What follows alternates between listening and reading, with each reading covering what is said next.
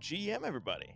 Welcome into another space from Coinage here. Excited to have you on with us. We're going to have a few guests join here on a big day for Coinage as we explore the best projects in crypto and reveal our bracket, which is now live at coinage.media for everybody in our community to vote and to win a quarter of an ETH by submitting their picks in the bracket. We're going to get to how these teams, the best projects in crypto, are going to be celebrated to wrap up the year, and how the Coinage community is going to be voting on which project will be able to wear the crown of crypto's project of the year as we get there. And of course, a lot of other things to discuss around the crypto sphere when it comes to the headlines. A lot of attention, shall we say, was put on OpenAI and the drama unfolding there with Sam Altman getting ousted from the AI tech giant, and what changes are coming to the board. And honestly, it's developing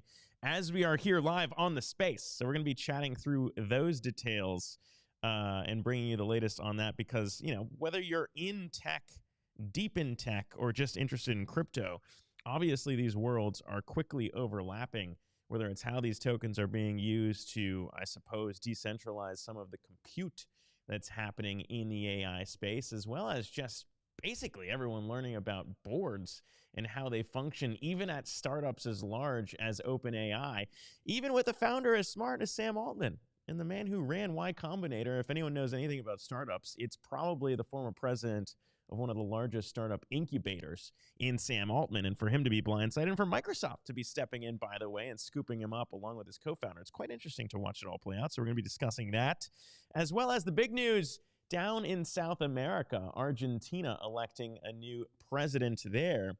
Shout out to that country and what they're embracing when it comes to Bitcoin and the like, potentially getting rid of their central bank. A lot of things going on there. We'll be discussing that, as well as some news around Tether. We've talked about some of the issues around centralized stablecoins, what it means when it comes to the ethos of censorship. Censorship gets real weird when you apply some of these things to international finance, and now more than $200 million being frozen by Tether, which I think is quite interesting. It raises a lot of questions around whether or not that's going to be the stablecoin of choice in crypto. Obviously, issues, whether it's Tether, USDC, and why Terra really came onto the scene when it came to decentralized stablecoins. So a lot to watch there when it comes to how all of this stuff works.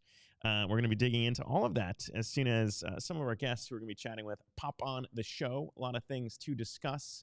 And then, of course, revealing perhaps why you're all here, revealing the teams that we have slated to be celebrated as top crypto projects, and the ability, we'll get into the details of how it's all going to work. We've teased it ahead a number of times. We're going to get into what the bracket looks like, which teams are being spotlighted in crypto's project of the year, etc., etc. A lot of things to discuss there. And it's a beautiful bracket, ladies and gents. I just got to say, shout out to Mike, our head of marketing extraordinaire, for what he designed here. And if you go live right now at coinage.media, you can start to see how this formulates. We'll reveal all the teams throughout the show. It's pretty exciting. Again, it's the way that, as a community-owned show, we are allowing our NFT holders to really have their voices be heard, to choose which projects are worthy of being crowned Crypto Project of the Year. And best of all, we're not going to tell you exactly why these projects were chosen necessarily, because all the nominees came from our NFT holders. In our Discord, a lot of people are throwing out different projects saying this is the one you guys got to have on. And we're excited to be hosting the founders/leaders of these projects on Spaces throughout the last week of November.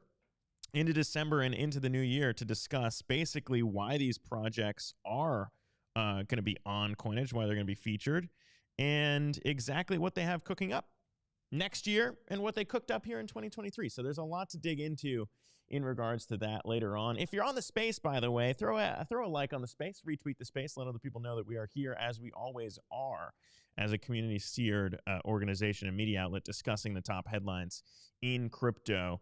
And why don't we just start off? We'll get kicked off here with the first story that we are highlighting because it was big news. A lot of people, by the way, I was down in D.C. This is not just degens. This is not just people who live in Argentina. This is actually, I think, the entire crypto sphere watching, waiting for other countries to embrace the power of Bitcoin. And not only do we have El Salvador experimenting with what they're doing when it comes to Bitcoin, but now Argentina is another Latin American country that can count a pro-crypto, pro-Bitcoin president among their ranks. Javier Milei coming through with with the win in Argentina. You got a couple people taking different takes on this one. I'll be honest. It's being made out, I think, to be a little bit of a battle of a Trump-like president. And a lot of, American news outlets are going to try and fashion what's going on around the world in an American lens. So you might have this being painted as a left-to-right presidency and election issue. In reality, though, let's be real about what's going down in Argentina. You got people dealing with 143% in inflation. It's the third highest inflation rate in the world right now. In the U.S., we complain about 4% inflation, so just think about it. We're talking about maybe 20 times as painful of issues for voters there. And so I'm not sure if you can dig too much into whether or not this is really an election that's more right-left versus, just what's going on in regards to, Bitcoin and the idea of taming inflation and replacing the central bank. That is certainly one of the things that I think matters most when it comes to putting the context around Javier Milei's victory. But it was a victory, and it wasn't exactly close, despite the fact that Milei, heading into this election, had surprisingly not been able to attract the majority of Argentinian support down there ahead of the election, as these candidates are basically vying for control. But last night, it was made official with 56% of the vote in the presidential runoff, 44% going to Sergio Massa. And, if you're new to Argentinian politics, which I assume most people who listen to this show might not be super keyed into what's going on down in Argentina. But Sergio Massa was essentially the Minister of Economy since last year. And as Texas, our good friend here, producer extraordinaire, was pointing out, he's a Brazilian, so he's very close to this, I will say, geographically. It'd be like having the Fed president, Jerome Powell, running for president when the Fed just messed everything up. I mean, I don't know if it's that surprising to expect that he was going to be able to stay in the way that, everyone's basically blaming him for all the issues. So Masso not able to handle it. And of course, let's also not overlook the fact that he's of the political party that's been in power in Argentina for 28 of the last 40 years. So if you don't like the way things have been going, perhaps not shocking to expect that you would see, that guy lose. That's normally, I think, how things go, and maybe not exactly, all that surprising to see it play out that way. So those are, I guess, some of the things that we're dealing with down in Argentina. And of course, it's a pretty huge economy. We talk so much. I was just in DC talking to the director of technology at the CFTC and how big a deal for these Latin American countries access to dollars is.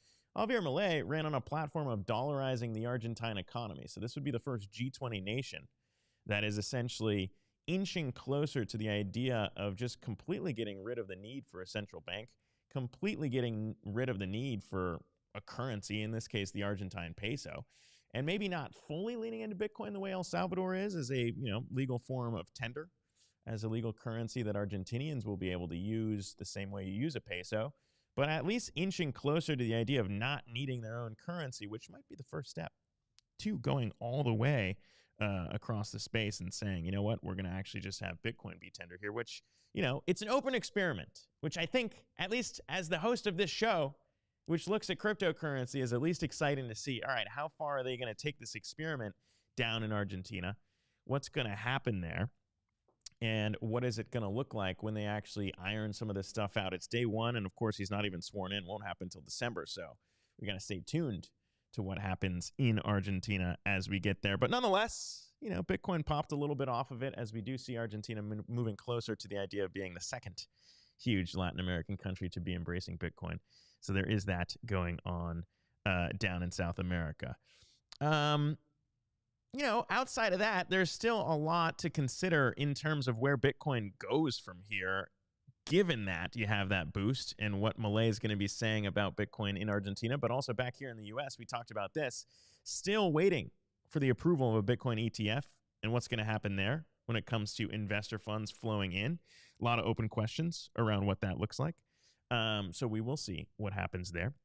And then, of course, we're also looking at ETH also potentially being included. Not a lot of people have looked at that as potentially being on the horizon, but you got to think if a Bitcoin ETF gets approved just as quickly, then potentially you could see an Ethereum ETF come through on the heels of it, just given the way that we've seen the CFTC and the SEC jockey back and forth for whether or not this is a security or a commodity. Basically, both of the leading cryptocurrencies, whether Gary Gensler wants to admit it or not, has been looked at as a commodity. And if that's the case, if a Bitcoin ETF gets approved, an Ethereum ETF could be pretty close behind it. Last week, we saw BlackRock filing for one of those, which seems pretty important to consider in the fact of, how these things might come through one after another, and whether or not some of the enthusiasm we've seen to wrap up 2023 continues and spills over into 2024, depending on when those come through. So those are also the main headlines to watch in the space when it comes to approval. Outside of the Argentinian news, which, by the way, we'll hit again if we see our guest pop in here and discuss in more detail. I'm not sure if we're going to have anyone join us from the country of Argentina, but I did study abroad over there. I'll throw that out there. And then elsewhere, of course, as I mentioned, other things to be considered here when it comes to the top headlines.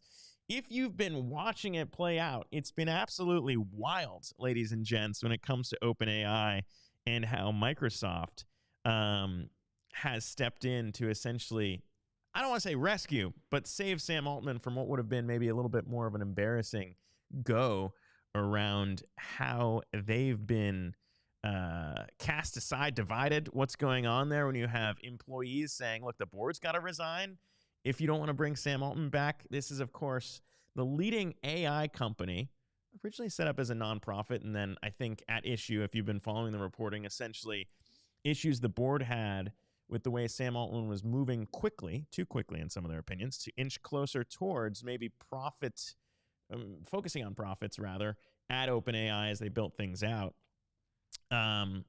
Which led to an ousting, led to Sam Altman getting tossed from his own company at OpenAI. Over the weekend, all of the drama playing out on Twitter as people have been trying to figure out what exactly this means for both OpenAI and the employees and the technology as well.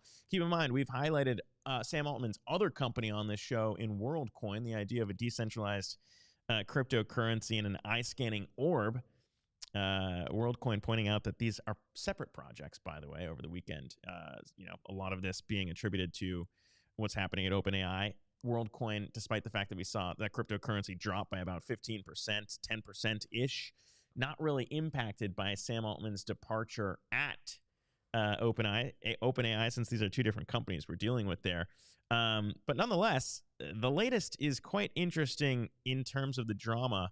Just to fill you in on what we are waiting for, you've got basically the majority of the employees at OpenAI signing a letter, about 600 according to Bloomberg, 600 employees of the AI company out of the 770. So you're not too far off from having almost in the entire company saying that they will leave if the board does not resign.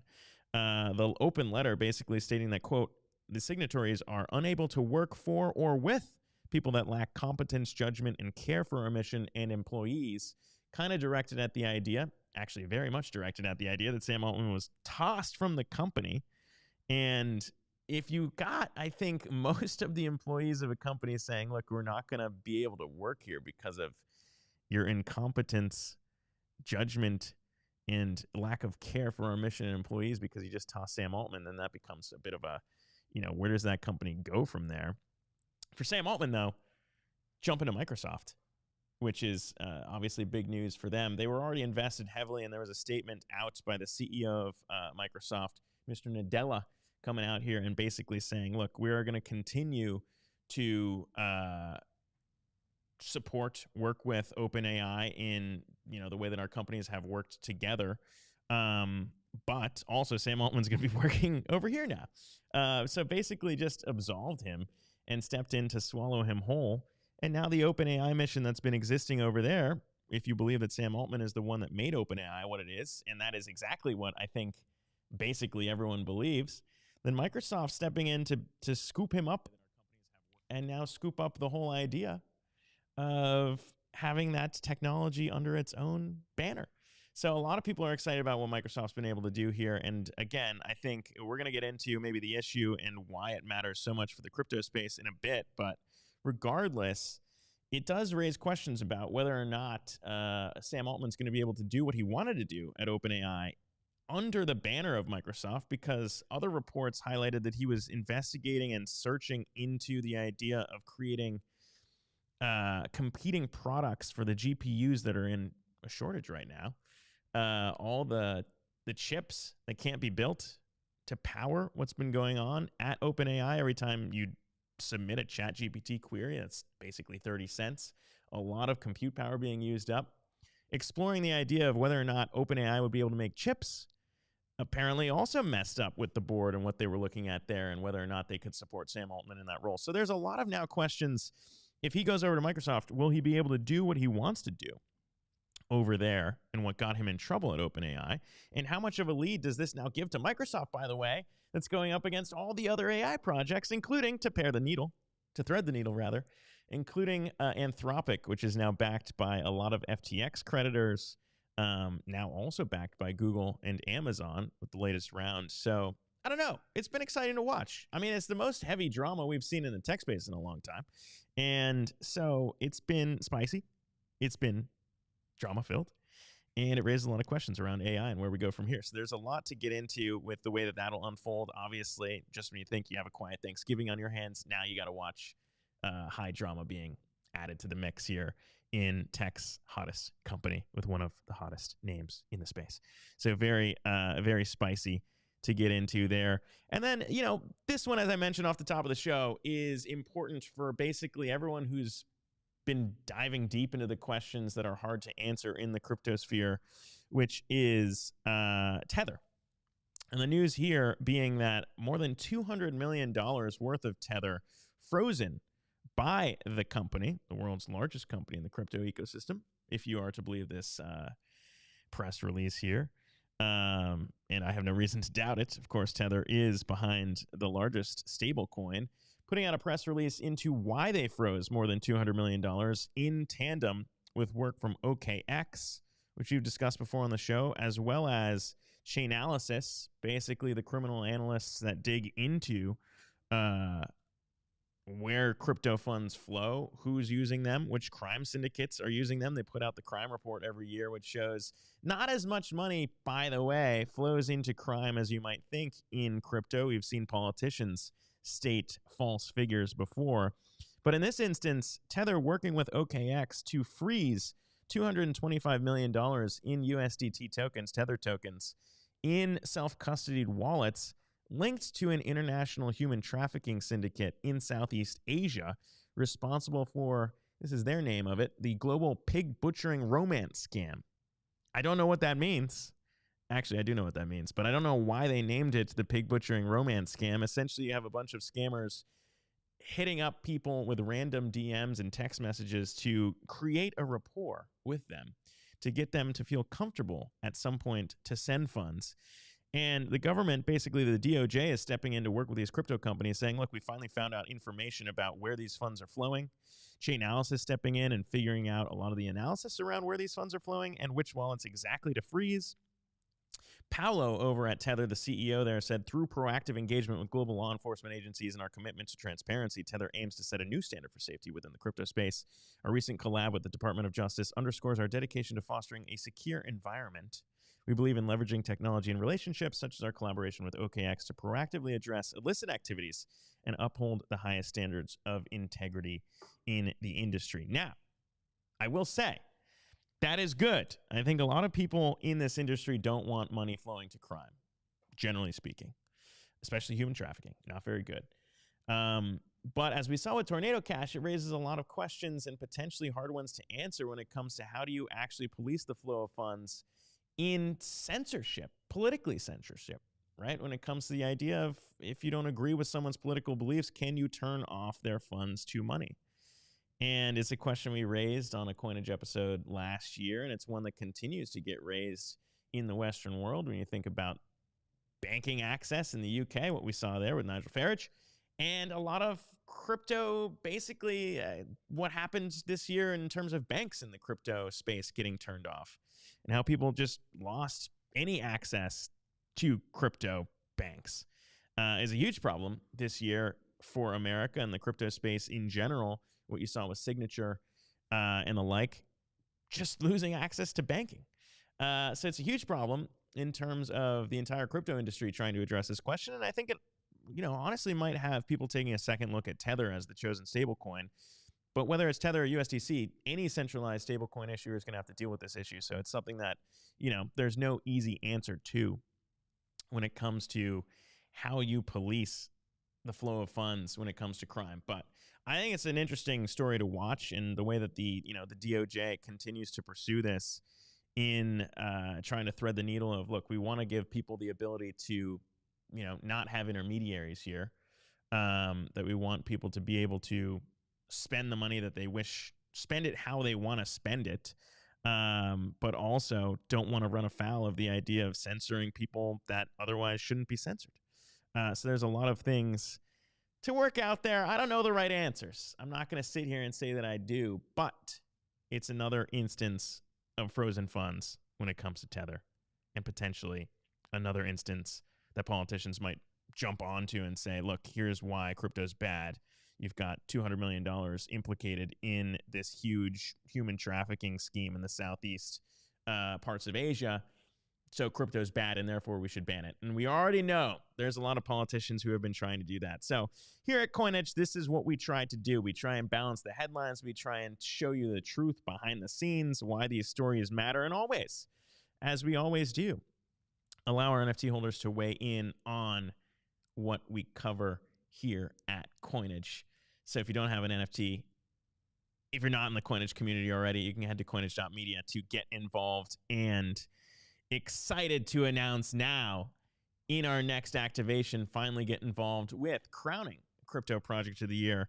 We're waiting on a couple guests to hop in here and discuss exactly the brackets. So I don't want to move too quickly and get into all of that necessarily. But if I will include one more story before we dive into what the bracket's going to look like, and again, open submissions for everyone who is an NFT holder to go to coinage.media and submit your bracket picks for Crypto Project of the Year, which we're going to get into all those matchups and how it's going to play out over the next couple weeks. Because if you do have a Coinage NFT, not only will you be able to submit your picks for this celebration of the top projects in crypto, but you will be able to vote on which project is crowned champion in being able to brag that they are crypto's top project as determined by the Coinage community. If you don't have one of those NFTs, you'd want to scoop that up now because, and this is some alpha, we're going to be upping the price of the Coinage Caucus NFT after this week. So for right now, it is still just 0.07 ETH for you to be involved and have the largest uninvited say in how these votes will go. Of course, subscriber NFTs are out there and available on OpenSea as well, but we minted out for Season 2. So scoop one up if you want to be able to support your project in this competition for Crypto Project of the Year. That is an important piece of the puzzle and a good reminder to get that done this week over Thanksgiving if you have a second, if you're bored, if you don't want to chat with your family anymore. If things get uncomfortable on Thanksgiving dinner, now would be the time to budget some time and submit these picks and scoop up an NFT if you haven't already. But why don't we just show the graphic? Why don't we just show what our bracket is looking like when we get into it? Because it is rather interesting, right? When you think about how do you actually scoop up the top 16 teams in crypto? How do you name them? How do you figure out what makes sense to do? How do you have a community weigh in on all these things? It's a good question. It's an open question. And it's a question I will leave to our community because I don't want to be the one to choose what is the top project in crypto. And I'm not going to. I will say I'm not going to. Alex, I'm bringing you up here just because this is kind of one of the things that we've chatted before about is decentralizing the ability for a lot of people to weigh in on these things. It's been a while since we chatted, but basically, I'm excited to maybe ask you what you've made of this year and how many different, I guess, crypto projects you would put up there for Project of the Year, because we have 16 that our community selected to include in this. But, you know, there could have been more, I'll be honest. I haven't seen the 16. No one has. We haven't revealed it yet. What are the 16? Oh, man, we're getting to it. I mean, I was trying to build up some suspense, but... see, I got to know what the 16 are. I mean, I got kind of... So right now, my brain, of course, along with half of you know, the internet, is on the Sam Altman saga. Yes, I could have guessed. Which is, you know, I mean, I had a tweet early this morning, and I'm, you know, saying, because, you know, Ilya signed that letter. Yeah, man. I mean, we were me up. I'm dying. I think I died. It's so funny. Anyway, it's wild. I mean, I don't know if I've ever seen. You know, it's been a while. I've covered the tech space, the crypto space for a bit, but I don't think I've ever seen basically all. I mean, we're talking more than 600 of the 750 plus employees at OpenAI saying, "Look, either fire the board or we're walking." I don't think I've ever seen that. Yeah, but have you ever seen the person who led the coup sign the letter saying, "If you leave, I'm going to leave too"? I mean, and so then he put out that, you know, like little apologia, you know, this morning saying, "I'm really sorry. I didn't mean to hurt the company," because I called this. I totally called this. I was talking about this over the weekend. I said, I don't know what they were thinking, because something must have changed if they think that they can actually operate this company without Sam. Like, why are Sam and Greg suddenly expendable when the operation is theirs fundamentally? And I understand there's a lot of like sketchiness, and I know we're totally 1,000% off topic here, but it's just something that, I mean, it's so days of our lives, right? I mean, you know, I understand that there's like the sketchiness about the fundraising and all that, you know, that stuff, and that, you know, he'd be, you know, competing with the company, although I would have thought he'd put it under the same umbrella, you know, whatever. There's a lot going on there. But I mean, some people are speculating some crazy stuff. And I just want to say, if anybody was ever speculating that stuff about his sister, like that was all, first of all, no one in the history of Silicon Valley has ever been fired for being a complete, you know, degenerate, jerk, horrible, you know, waste of a human. There are zero people who get fired for that.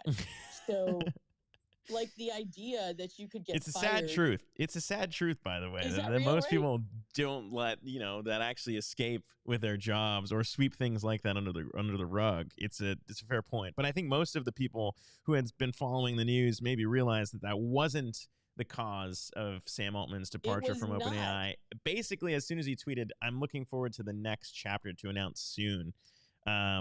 And now we know the next chapter is going to be at Microsoft. So, I mean, again, shout out to the way Microsoft swooped in, and just scooped them up.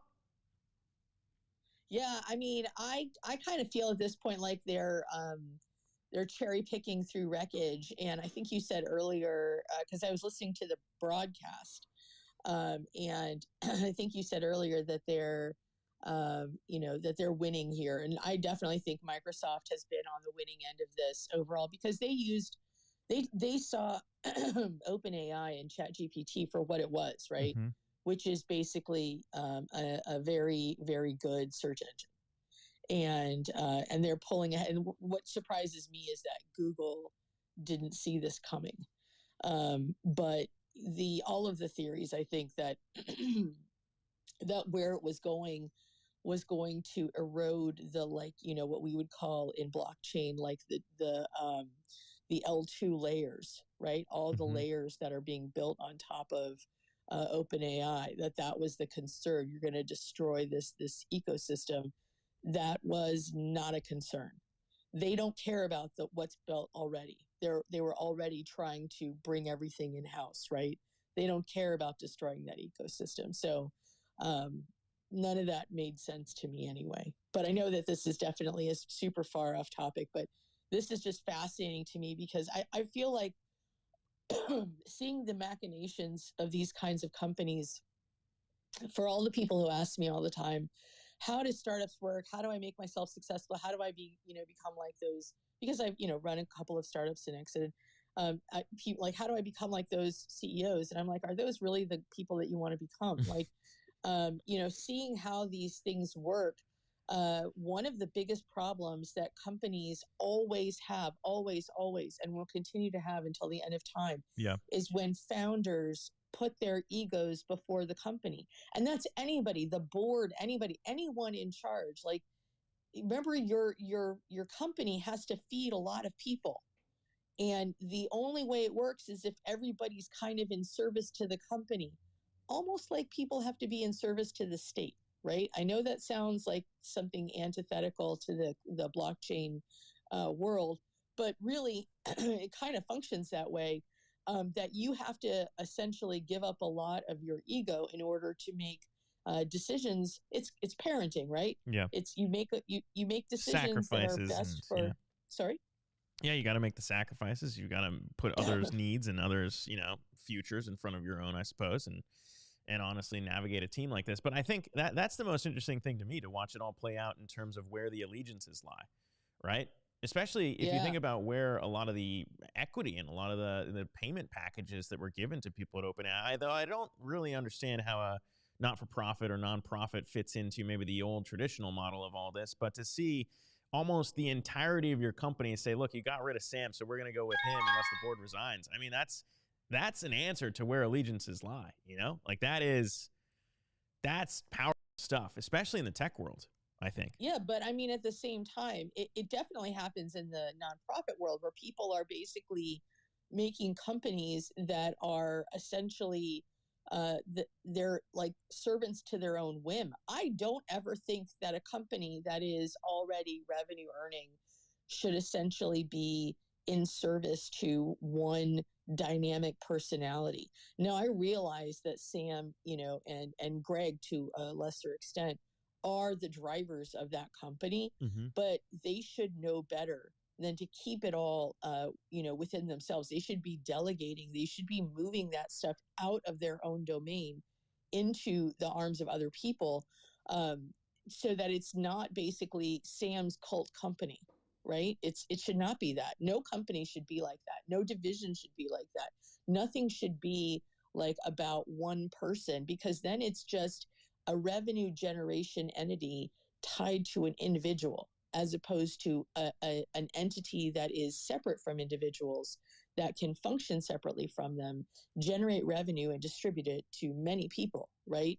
This is not about one person. I think it's just a reflection of how things get built in Silicon Valley, and it does show. And whether it's for profit or not, it shows that a lot of people want something to be as tied to them as possible until they're ready to let it go. And he should have let stuff go before now. He should not be the sole driving force at this point. Yeah, I think it's quite interesting. And I think it's interesting to watch. And again, as a founder, building, a decentralized Web3 media outlet here and putting the needs of the community and kind of inserting in this latest project to wrap up the year, I think it's an interesting go in the way that, a lot of this stuff is not just projects that I would have picked in Crypto Project of the Year, which we will now reveal, Alex. By the way, a lot of people are asking the same questions you are. What are these teams? Who's going to be included? We've been sharing them a little bit over throughout the week, which projects our community members had nominated for Crypto's Project of the Year here at Coinage. We've got that bracket. And of course, if people want to fill these things out to win a quarter of an ETH, you can head to coinage.media. Now it is live on the sites to let people. It's kind of I'm legally. What are your criteria, by the way? Sorry. That's a good question. It's a good question to get into. And I think Blake's trying to join here. I don't know if he's on here. If we can get him on the video here too, Blake from Myosin. But Alex, it's a good question. What are the criteria? How should people be voting about this to be honest with you, who am I to say? But I think in terms of the community, when nominating these projects for Crypto Project of the Year, we're looking at where should we be putting our money is a question, an open question. So a lot of these projects are tradable in terms of the tokens. What do the tokens do? That's what we're going to be highlighting when we have these founders on the shows in the weeks to come. We're going to be asking them the questions our community want asked and saying, hey, why should these projects be named Coinage's Crypto Project of the Year? And so I guess to answer your question, it's up to everyone who's voting on these. Our NFT holders will be able to answer the question, which project deserves to be featured and spotlighted as we continue bringing these projects back on the show, as we continue giving them airtime. It's going to be up to our community to choose which ones they want to hear more from. So I'm excited. Maybe we just start doing it. I mean, I think right now it might be worth just going through exactly which projects are going to be included in this. And Alex, I think it'll answer your question, then I'll get your reactions here, because I think a lot of people want to weigh in on these things. But the first project that we are going to be revealing as being included in this is not a surprise. Thorchain will be coming on as one of the projects to be included in this. And Alex, I think to answer your question, the reason why Thorchain's on a lot of people's minds right now is one of the other stories we were just discussing is flow of funds and Tether freezing funds. And it brings up a lot of questions about what we saw with Tornado Cash. Thorchain's a decentralized way to trade cryptocurrencies, swap cryptocurrencies, and earn yield. Particularly, a lot of people interested in that project because of the ability to earn yield on native Bitcoin and a lot of these native assets. But it's also up, I think, don't quote me on this, but I'm pretty sure it's up more than 150% in the last month. I'm not saying that's the only criteria to judge Crypto Project of the Year, but certainly if number go up, it don't hurt none. So that's one of the projects will be included. I don't know if that answers your question, Alex. I think it might. So you're saying that it has a certain amount of not necessarily liquidity, but it has certainly trade action. And it has the ability to have some revenue generation, right? So that's part of your criteria right now. Yep. And so that means DeFi, yes. And projects that have no generation, like just a PFP that doesn't do anything, that's not a good project. I mean, I'm not gonna say it's not a good project, but I guess we'll see what our community wants to do. Whether they want to bring them in, whether they want to approve them. But let's talk about who Thorchain's going to be matched with, because that might be a good way to figure this out. Because we're going to have both of these project founders on the show to discuss whether or not they should be crowned Crypto Project of the Year. So Thorchain's going to be paired next week after Thanksgiving. Going to be paired with Ethereum Attestation Service. So that is an interesting pairing, just in the fact that, when we talk about Ethereum Attestation Service, for people who don't know, you're going to be able to learn next week when we have them on. But it's been growing pretty quickly, and this idea of putting real-world assets or being able to attest to certain things on chain, it's a technology that's being offered. I'm not entirely sure how that's, one of those things that people might be able to invest in. So it is a good question whether or not our audience here, our NFT holders, are going to put more weight on the idea of, hey, can I make money on this? Or do I want to learn more about what they're doing? So I'm going to vote for that project. Or will I be impressed by the technology they're offering the space? So I'm going to vote for that project. So I don't know. I don't know the answer to these questions, but I do know which teams are going to be playing. And we can keep moving down the bracket, because the other kind of L1s we're going to be highlighting here, an interesting matchup between Algorand and Arbitrum. Both of the leaders at those projects will be coming on Coinage next week. And Alex, I'm sure I've seen you around a lot of other spaces talking about L1s, L2s. This is an open question for what our community thinks is the right feature here. But Algorand and Arbitrum, obviously two different solutions to scaling in this space. So that's an interesting matchup as well. Yeah, I mean, I originally was a big proponent of Algorand. Like, theoretically, Algorand has got a lot of the advantage just in this one concept of anybody can be a validator. That completely democratic view. And of course, that keeps it a little safer from attack, right? Because you're not looking for big wallets essentially to attack when you're constructing some sort of Sybil attack. You're not looking at big wallets. It could be anybody, which makes it harder all the time, right?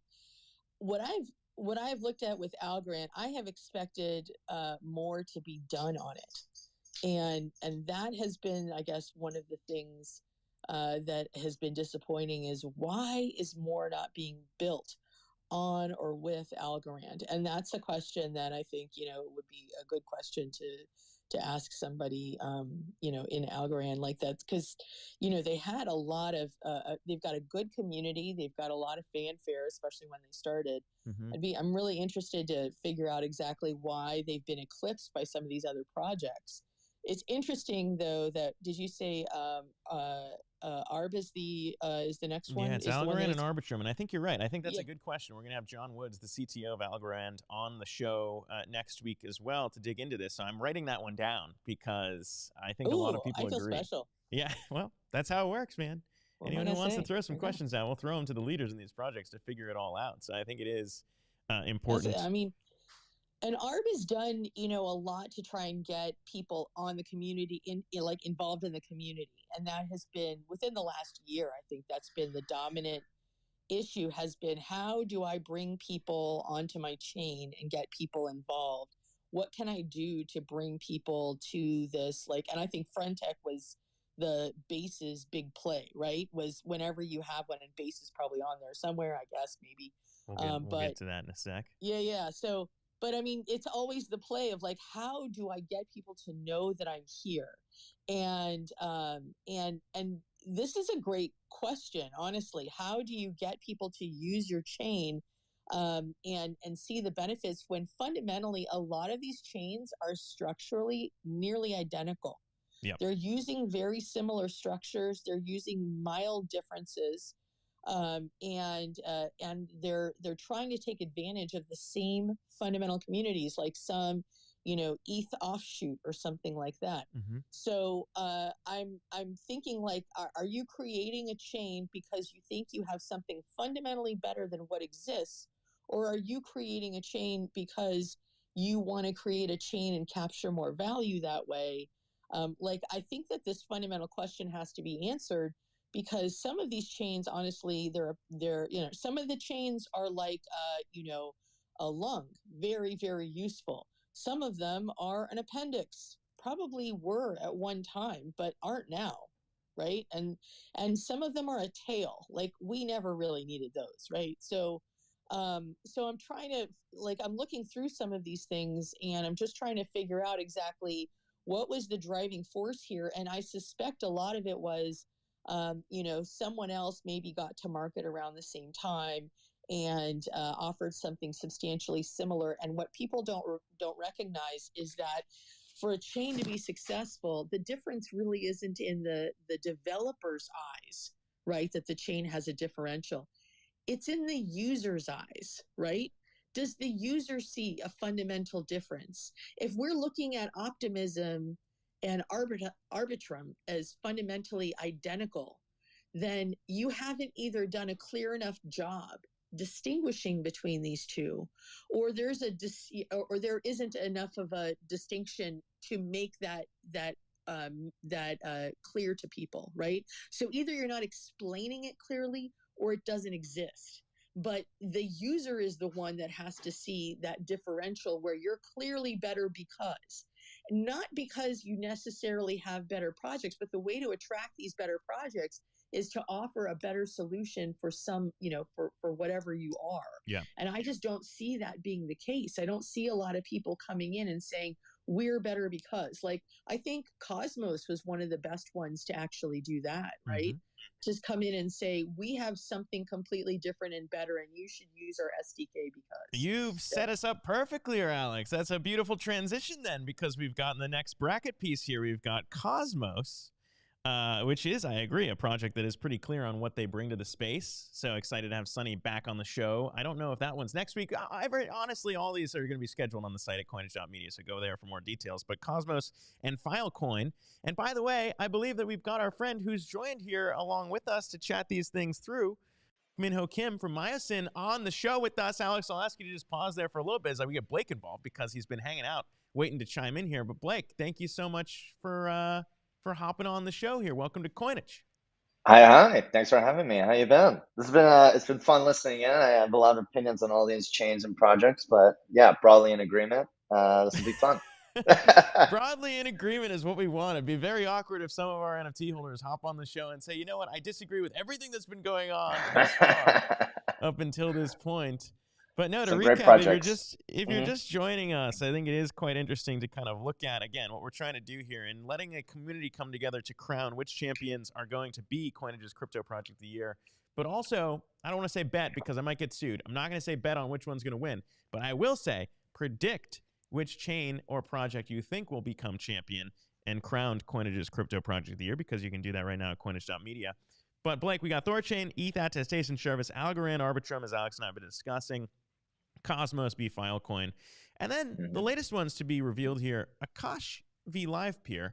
And you were on Hmm. an earlier trivia with Eric Tang, the co-founder of Livepeer here on Coinage. We So love he's Light Beer. no bias, but you're friends Yeah. with him Yeah. now, as we all are. But I think that these are interesting projects to include when it comes to decentralization and what Alex and I were discussing in terms of Akash trying to do decentralized compute, Hmm. Livepeer trying to do decentralized video efficiencies. I think it's all quite Hmm. interesting. There's a lot of stuff happening here, and actually, it's funny. I remember like Akasha was falling early in the last poll, and I think they were on. Um, I actually didn't realize they were still around, but it's good to hear.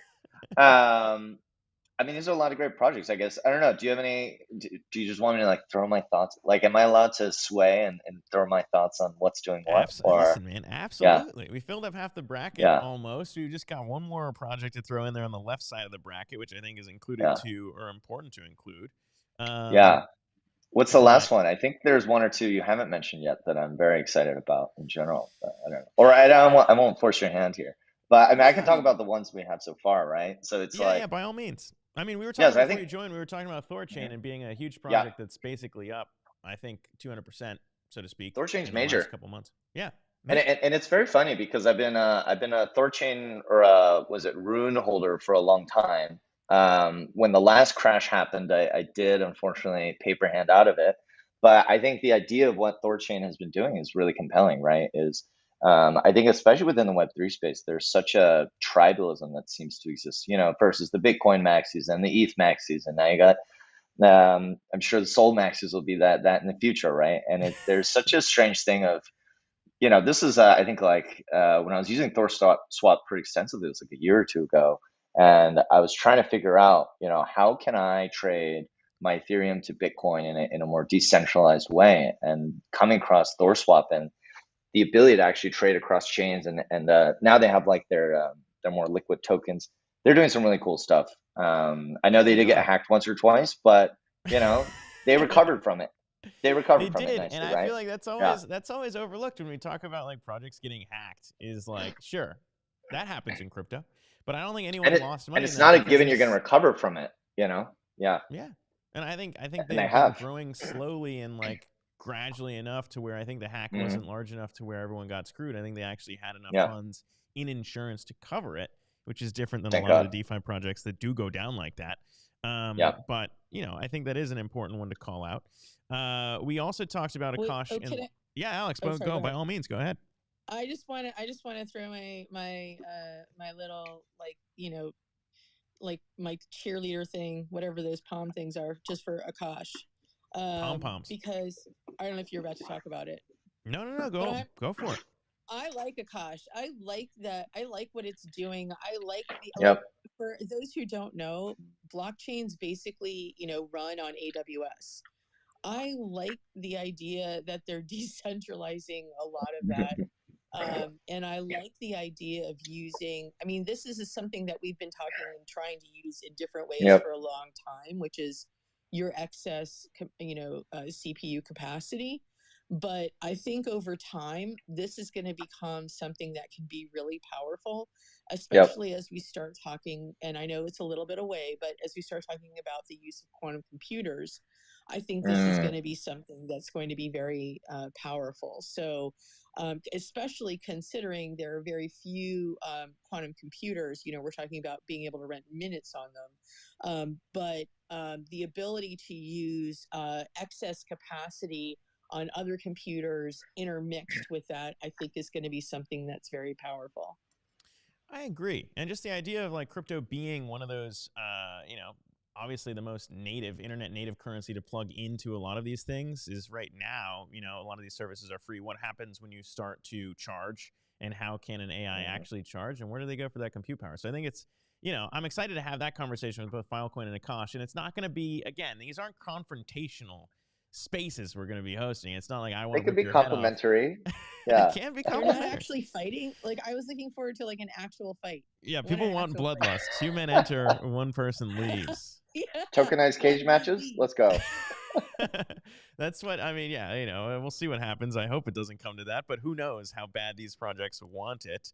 I think on the other bracket, correct me if I'm wrong, gentlemen, when it comes to exploring which ones are next. I think Texas, we have, is it Solana on there, up there? Optimism and Solana, those are the next ones that are next? No, it is not. So I've already given away which ones are going to be coming up.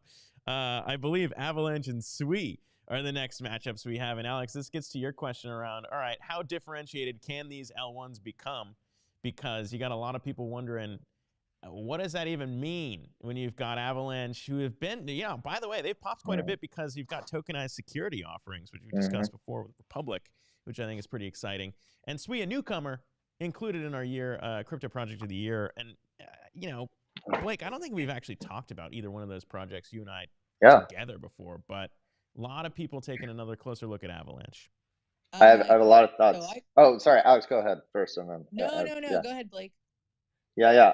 No, the Avalanche especially. So actually, like, big props to them. I love all the blockchains, but Avalanche definitely holds a special place in my heart right now. I think we've been actually working pretty closely with their enterprise team, and I can tell you, like, we know a lot of people at some of these blockchains and the foundations and the labs. The Avalanche team, everyone I've met in Korea, in New York, everywhere, they're quality folks. I think the work they're doing right now as they start to kind of pivot a bit more into RWAs and FX, like, there's a lot of interesting stuff there. And then I think what was interesting is, we got a lot close to that team when we were the Meissen crew. We were all out for Korea Blockchain Week in Tokyo 2049, and just getting to know the Avalanche ecosystem there and the momentum they're making with some of the largest companies out in Asia. It's kind of unprecedented when you think about from an American perspective, because that's where I come from, and I think a lot of us do, not everyone, of course. It's a totally different regulatory environment, and there's a very strong use case for, obviously, Polygon now is their super nets, but I think Avalanche had their subnets first, right? And there's a bit of like, who came out with it first. So I think there's a big case to be made for the subnet model and the actual, the kind of more conglomerate holding company model that exists a lot more prominently in Asia, which in the US would be considered a monopoly. But I mean, let's be real, that's what Amazon, Facebook, and all these others are, right? Just a different model. I think there's a lot to be said for them. And then I think with Sui and the others, like, I actually don't know much about Sui, and we have some folks who've, like, they've talked to some of the folks there. All I know is I think they're getting deeper into gaming, but there is a world where, I think Alex said it right early before, is, with the blockchain, like, does it really need to exist, or are you just trying to siphon off more liquidity?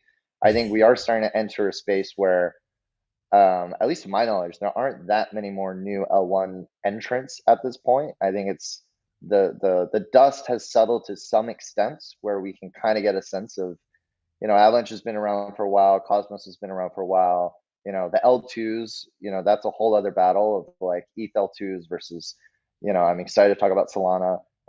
But everyone's got their space, and everyone's just trying to figure out the product market fit. And I think, let's just leave it there for now, and then we can get well, we'll save Solana, Alex. I know you may have wanted to add something to Avalanche, of course. When we talk about these, Evan Chang, co-founder of Sui, going to be coming on with John Wu, the president of Avalabs, on Coinage as well. So stay tuned to all of these, because these are the questions we want to ask these guys. Is, how do you look at this? What are the challenges? What do you got planned for next year that might move the needle? But Alex, I mean, these are projects that have done a lot in 2023 as well. So kind of want to give them their flowers for what they've been able to achieve. So Avalanche, I love that project. I know they've had problems with it, always with the same layer.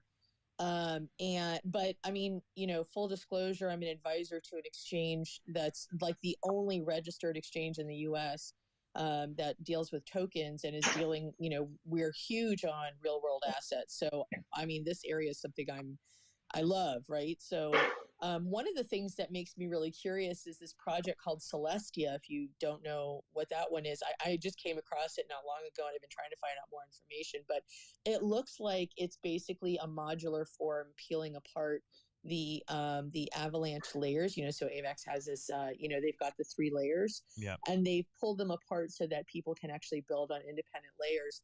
And I wonder if that's going to be something that ends up working with Avalanche or in competition to it. So I just want to know what their kind of thoughts are on that, or if they're planning on doing something that's sort of like what looks to me like the beginning of the low code, no code, easy access, build on a blockchain quickly kind of process, which needs to happen for people to start to use these more extensively. So I agree. So I'd be interested in seeing that. And for Swee's a great project. Sui and Aptos came out at the same time. They are offshoots of what happened with Meta, right? So Meta decided it wasn't going to go into the whole,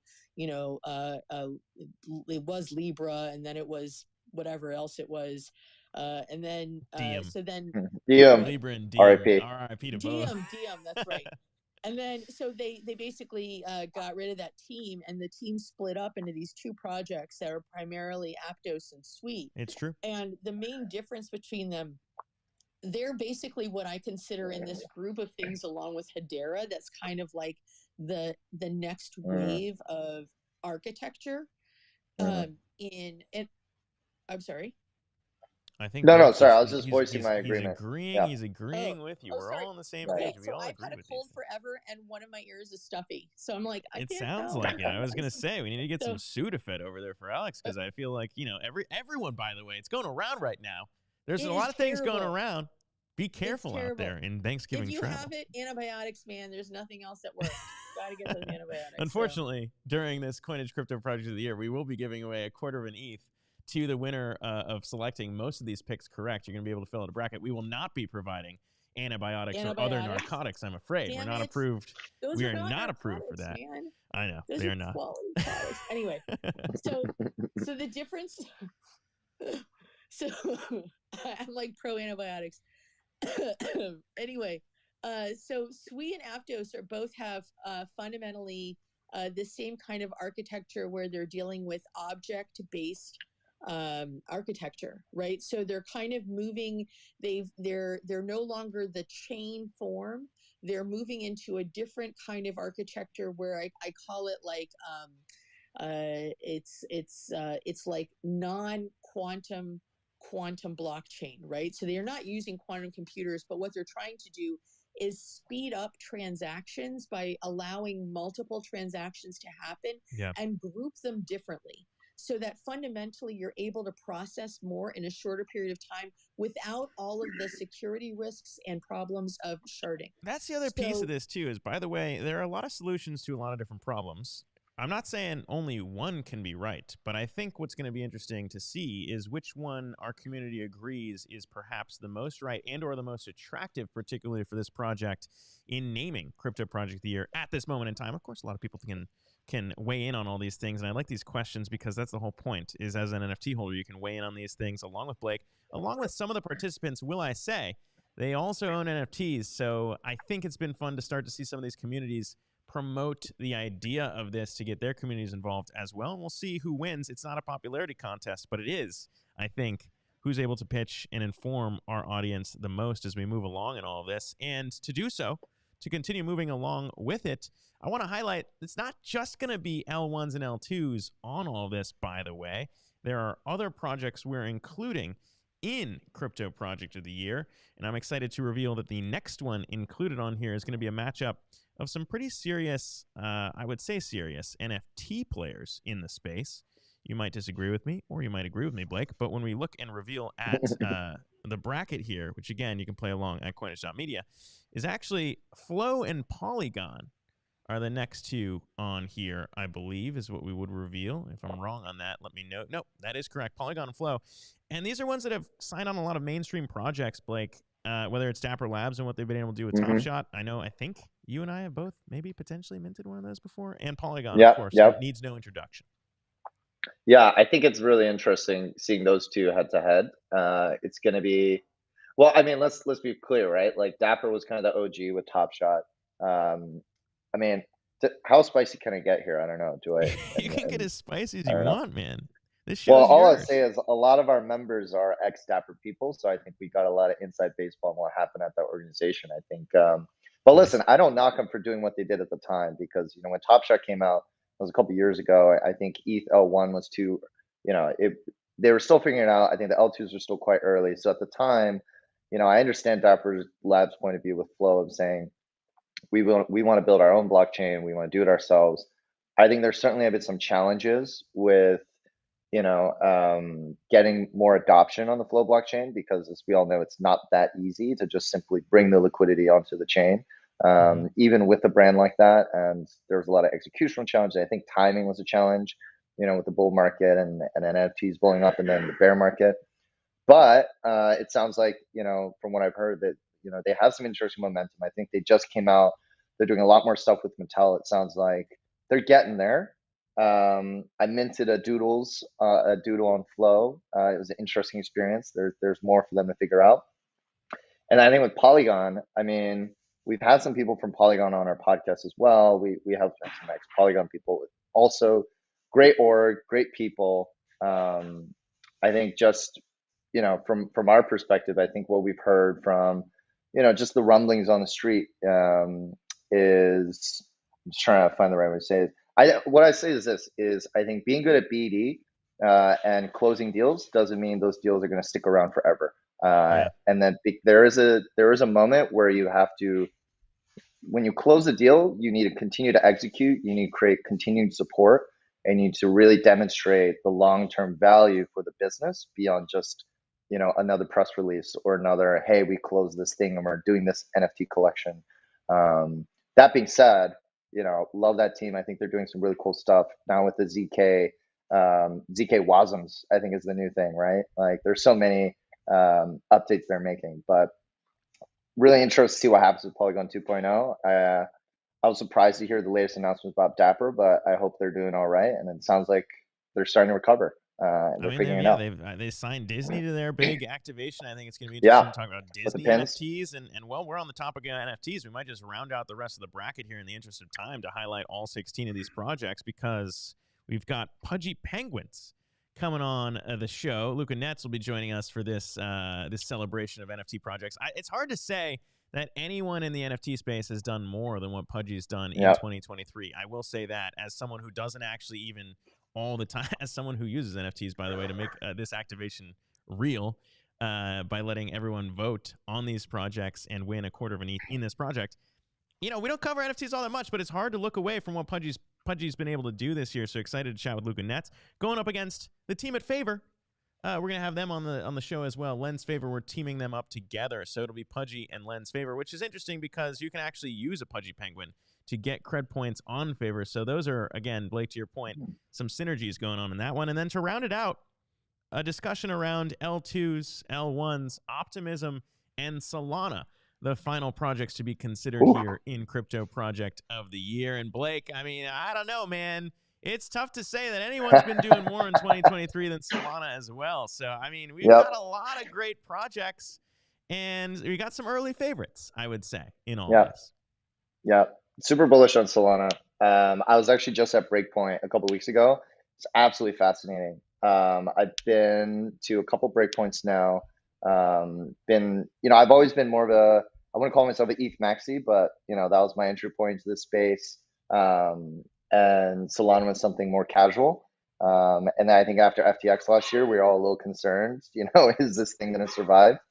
The power of the community, I know everyone throws that word around pretty casually. It's very strong. The Solana monkeys, I mean, they're legends in the space, and there's a lot of folks out there.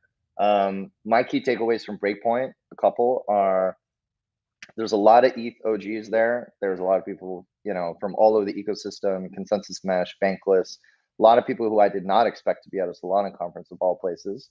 Balaji had his network state conference day one. There are a lot of people who wanted to come to network state. A lot of, again, ETH DAO people, right? They thought they were going to network state. They realized it was on the Solana Breakpoint campus, and Anatoly was the last speaker talking about the future of finance. That was hilarious. And then you had Visa and WorldPay on, right? Talking about USDC settlement and how, they had been experimenting with this for about 2 years, starting ETH mainnet. And now they're recognizing that, of all the places, Solana is probably one of the best from a technical execution point of view, right? I think the common refrain is always, it's so centralized and it shuts down. And if you actually look at it, I don't remember the exact timeline, but it's either the past 10 months, 6 months, 12 months. Yep. They've had virtually 100% uptime, number one. So they fixed the bugs. That's what I'm excited to talk about here too. Yeah, because they got FireDancer from Jump Crypto and what they're building there. 1.5 million TPS. Insane. It's a lot. If they can a pull lot it of off. things are happening. And this is what we're gonna have. In these discussions, they're gonna be like an hour conversation with each of these leaders going back and forth and discussing what they've been able to do. But I think that's what I'm excited about. Is we've put this whole thing together because you got a lot of people maybe within those ecosystems that might flex things, that might try and pump your bags. I'm not saying there's anything wrong with pumping your bags, by the way, but I do think it is kind of interesting to see all these communities come together and have the bags basically poured out in front of our eyes and say, look, here's what we did in 2023. Here's what's on the roadmap for 24. Here's why we should be Coinage's crypto project of the year, and letting our NFT holders to vote, win a quarter of an ETH if they get all these right.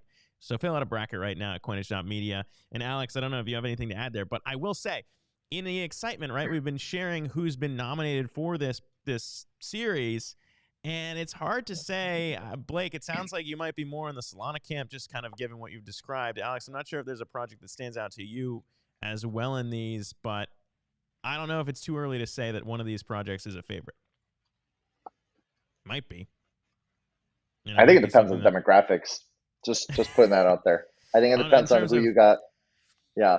It's open, man. That's what I'm saying. It's an open thing. Token holders. Yeah. Yeah, you got to pull them. But I mean, think about yourself, right? You're kind of sitting there at the quasi mix of all these projects. Yeah. I don't know. I've interacted with a lot of these folks. I think, by the way, Pudgy Penguins, right? I'm in a similar camp. My entry point into the space was very much more focused on DeFi. Was very bearish on NFTs in the early days. Egg on my face, kind of. Or am I right? Am I wrong? I don't know. But Pudgy's was by far and away I was always kind of searching for what's that community that's really interesting. And I think what Luca's done, using his kind of Web 2 marketing chops, right? And understanding the value of execution and a positive message. And honestly, him growing out, the gifts and the toys, it's absolutely incredible what he's been able to provide with a somewhat challenging business model, right? Because NFTs in themselves, as we've seen with many projects, the PFP meta, in my opinion, is never going to be sustainable. But I think it's only proven harder because you recognize that if you do it the way it has been done, to continue growing a project and bring on more people, you have to mint more NFTs, which dilutes yourself. So it's kind of you're damned if you do, you're damned if you don't, right? And I think Luca, not saying they've solved everything, but within this existing idea of PFPs, it seems like he's been able to actually build up the IP and monetize it in a way that you don't have to know anything about crypto to just say, wow, these penguins are really fucking cute. I want a toy. Oh, that toy then generates revenue, and the revenue, and then the IP holders can license it. So there's a really interesting model there that I think others are now starting to do it, like Claynosaurus on Solana and others. Also love Claynos. We were just hanging out with them at Breakpoint, but I think that might be an interesting kind of extension of this, right? When you think about round 2, if it does go that way, if we're looking back at exactly where we just were in the bracket, the idea of Pudgy's advancing, perhaps, I'm not going to speculate over Len's favor or otherwise, but then you've got potentially a Solana Pudgy's matchup, which you might say, how do you have L1 go up against an NFT project? But I think it's just interesting to think about the projects and the leaders there. And you mentioned Claynosaurus, similarly in terms of the idea of licensing IP, but now one of the hottest projects on Solana. It's going to get interesting, ladies and gents, in this bracket as we move through it. to have these discussions on Coinage. So again, I think, if you have questions like that, please hit us up in the Discord or in the comments here, because I think it's been exciting to put this together, and I'm excited to have these founders on Coinage to discuss all this. But yeah, I mean, listen, Blake, I think, I've enjoyed your comments because you talk to these projects all the time and you know exactly what's going on. So I think, they're all great folks, right? And I think the beauty of this is like we're all kind of pushing towards the same thing, which is how do we build a better internet? How do we use blockchain and create more trustlessness? I always stress it's not a binary. You can be more trustless. It's very hard to be fully trustless, and do we even want that, right? But we're all building it together, and I think it's going to be interesting to see how all these blockchains shake out, all these projects shake out. I'm very curious to see how this roster, the whole bracket shakes out. So I'm going to definitely have to go on, was it Coinage.media and Coinage.media, baby. You're gonna have to submit your bracket. Everyone's gonna have a week to submit, right? We're all busy over Thanksgiving. We got family shit going on. It's do it when you can mode for this. And then next week we'll kick off with the actual voting, because all of this will be on snapshot votes. So if you have an NFT, again, subscribers will get 1 vote. If you have a caucus NFT, you get 5 votes. If you got a network NFT, you get 25 votes. That's basically how we're weighting this, how we've always done it at Coinage. And it's going to be exciting to see which one our community chooses as Coinage's Crypto Project of the Year, and excited to see all these communities show up and support their founders and communities' ecosystems as well, because that's basically what this is about. And there's a lot to celebrate, though it may not seem so. As we wrap up 2023, there's a lot to celebrate out here, ladies and gents. Blake, I appreciate you coming on, man. Honestly, we've got to do more of these between what you're building at Myosin and what we're doing here at Coinage, because, as I said, there aren't a lot of DAOs working on a lot of good things. Love what you guys are doing at Myosin. Love the idea of a decentralized marketing and creative agency. Love the idea of what we're doing here, too. So thank you again for coming on, man. Yeah, always, man. Thanks for having me on, and excited to submit my bracket and see what shakes out. Yeah, dude, for sure. And Alex, I don't know if you're still on here, but I always love having you on the shows as we do them as well. And thank you to everybody who's tuned in here on another Coinage episode. We do these every Monday, and we're going to be kicking off with a lot of matchups next week, after Thanksgiving, that is, so the week following. And then we will have these votes live and ready to go and bring in the results as we work through our way into 2024 to name Coinage's Crypto Project of the Year. Thank you, everybody, for tuning in. And again, go to Coinage.media to submit your bracket and win a quarter of an ETH along with everyone else in the community. For Blake, for Alex, I'm Zach Guzman, the host of Coinage, signing off from our studios in Brooklyn. If I don't see you before, have a great Thanksgiving day, ladies and gents. Thanks again. Adios. Ciao, ciao.